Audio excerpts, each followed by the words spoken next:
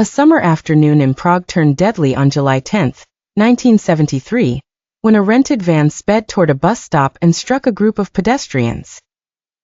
In seconds, the street was filled with panic, broken bodies, shouting, and sirens. 8 people were killed, and several others were left seriously injured. The driver was 22-year-old Olga Hebnerova, a woman whose life had been marked by isolation, instability, and repeated crises. Since her teenage years, she had struggled with mental health problems and had spent time in treatment after suicide attempts and behavioral breakdowns. To those around her, she seemed increasingly withdrawn, angry, and convinced that the world had turned against her. Days before the attack, 2 letters arrived at Czech newspapers. In them, Hebnerova claimed responsibility and described the act as revenge against society itself. She said she was not targeting specific people, but a world she believed had rejected and humiliated her. The letters removed any doubt that the violence had been planned.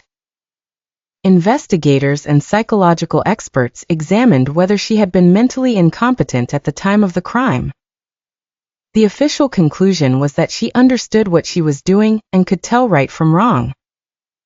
That finding became central to the trial, which drew intense attention across the country. In court, Hebnerova showed no visible remorse. She repeated that she had acted out of revenge, reinforcing the prosecution's view that the massacre had been deliberate.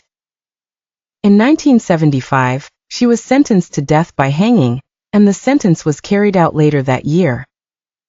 Her case continues to provoke debate.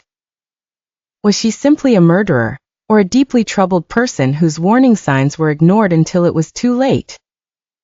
Could intervention have changed the outcome if her isolation and distress had been taken more seriously?